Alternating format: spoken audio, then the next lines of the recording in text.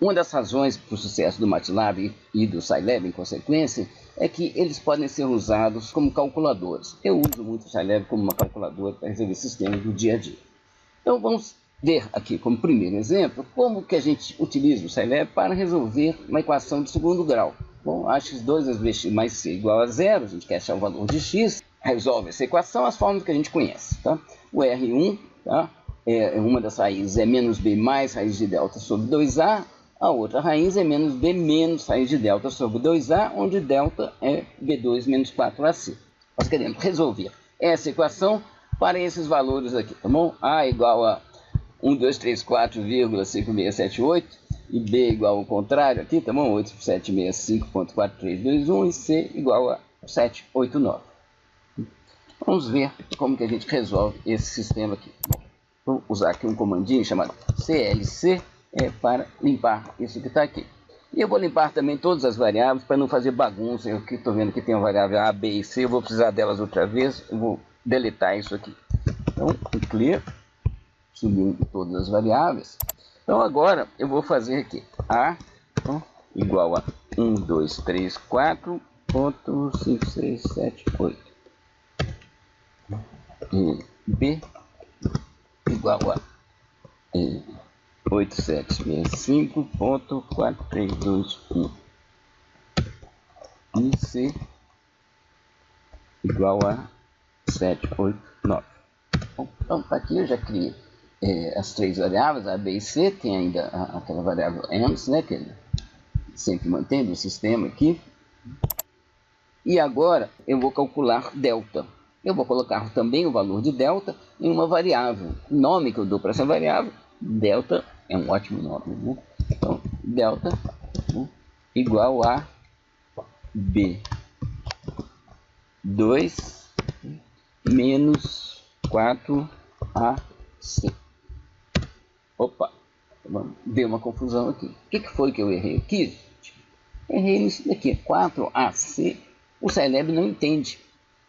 É 4 vezes A vezes C que eu deveria ter colocado. Então eu tinha que ter colocado aqui delta igual a B ao quadrado menos 4 vezes A vezes C. Se eu já tenho A, B, C e delta, agora eu posso calcular uma raiz, que eu vou chamar de R1, tá bom? Uma das raízes. Vou fazer ela igual a abrir parênteses aqui, menos B menos raiz, gente, é SQRT, square root, é uma função igual seno, cosseno. Então, menos de delta, isso tudo aqui, dividido por 2 vezes A. Está aqui o valor de R1. Será que esse valor que nós vimos aqui para R1 é efetivamente uma raiz? Aqui eu já vou começar ensinando um princípio que a gente tem que ter em programação de computadores. Você vai estar resolvendo problemas de transformação de informação e, no caso, com aqueles coeficientes ali, gente, eu não tenho a menor ideia de qual que vai ser o valor das raízes, né? Então a gente tem que pensar em testes que verifiquem a correção do que nós estamos fazendo. No caso aqui, é simples, tá? A gente está procurando uma raiz, significa que aquele polinômio de segundo grau deve ter o valor zero nessas raízes. Então, para o caso aqui, se R é um valor calculado para uma raiz, tá bom? A vezes R ao quadrado mais B vezes R mais C, isso aqui deve ser igual a zero. Bom, vamos ver? Vamos calcular aqui então, A vezes R1 ao quadrado mais B vezes R1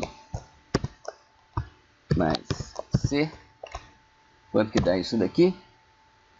Gente, deu muito longe de zero, né? Deu 1.409 vezes 10 elevado a 17. Bom, cometi um erro aqui. Esse valor não está correto. Aonde que está esse erro? Às vezes a gente demora bastante tempo. Esse erro aqui eu cometi de propósito, por isso que eu vou achar ele rapidinho. O problema todo está aqui nessa expressão aqui. Bom, a expressão correta deveria ser R1 igual a menos B menos SQRT delta, bom, isso tudo aqui, sobre 2 vezes A, esse 2 vezes A entre parênteses, porque aqui a gente está dividindo por 2 e multiplicando o resultado dessa divisão por A. Bom, sendo que a gente deveria ter feito é dividir por 2 vezes A. Bom, então aqui agora dá esse valor aqui para o R1. Eu estou usando aqui, gente, as setinhas do teclado aqui, que permitem você repetir comandos. Tá? Então aqui, cada vez que você aperta, ele vai te sugerindo alguns comandos que você já colocou. Então agora eu vou calcular mais uma vez o polinômio no ponto R1. Vamos o polinômio do R1. Então agora a gente vê que não deu 0, bom, gente, mas deu um número muito pequenininho. E nós veremos diversas vezes que os computadores trabalham com um número fixo de bits para fazer contas, e com isso eles têm que cometer alguns erros de arredondamento ao fazer contas. Então, no caso aqui, ele não é de se esperar que tenha 0, não. É de se esperar um número muito pequeno, e foi isso que aconteceu aqui.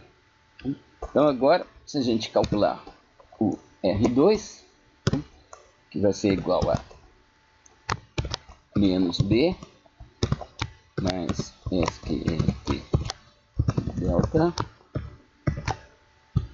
sobre 2 vezes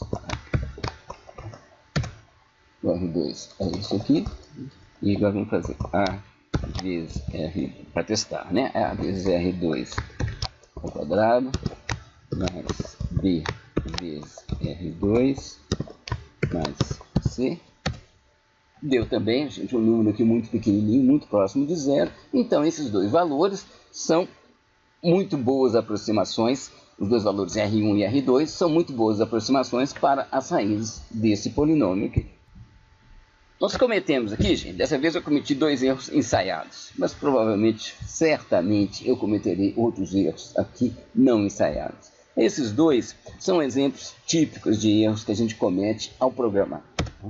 Primeiro foi esse daqui. Eu escrevi delta igual a B2 menos 4AC, tá bom? Assim, omitindo os operadores de multiplicação. Esse tipo de erro aqui, você se lembra, o Scilab reclamou na mesma hora. Isso é o que a gente chama de um erro de sintaxe. Essa construção aqui, tá bom, gente? Esse texto aqui, ele não obedece às regras da linguagem Scilab. Por isso o compilador já reclama naquela mesma hora. Tá bom? Isso aqui é um erro de sintaxe. Ele é denunciado imediatamente pelo compilador.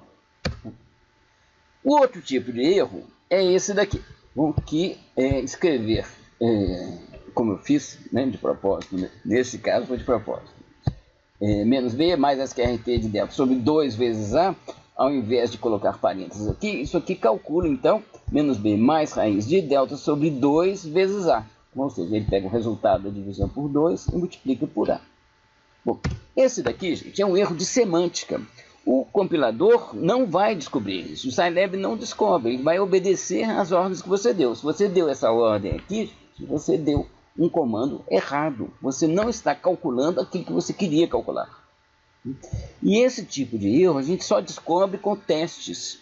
Por isso que é importante você sempre ter em mente testes para ver se você não fez alguma besteira. No caso aqui, gente, você pensa bem.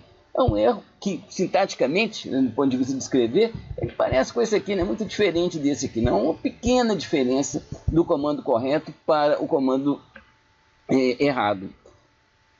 E, mesmo assim, isso aqui deu uma diferença enorme e um erro que você pode gastar bastante tempo para descobrir aonde foi que você errou. Quais são os ganhos que nós tivemos com relação a uma calculadora de mão, utilizando o Scilab?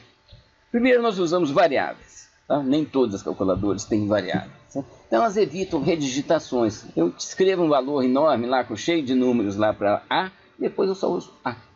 Eu nunca mais vou errar, porque o Scilab sempre vai recuperar aquele valor que já estava armazenado lá. Depois, a gente pode calcular resultados intermediários, como o delta. Bom, a gente memoriza isso também em variáveis. E a gente tem fórmulas. Sabe? Em vez de ficar fazendo operação por operação, a gente tem fórmulas que facilitam a composição de expressões. Então, são ganhos expressivos com relação a uma calculadora de mão. Nós vamos supor que a gente tem um tantão de equações de segundo grau para resolver. Chega uma nova equação, como é que a gente faz? A gente redigita tudo isso outra vez? É isso que a gente tem que fazer. Né? teria que fazer se a gente não dispusesse da facilidade de programação, que é utilizar o Scilab como interpretador de programas, que é o assunto do nosso próximo vídeo.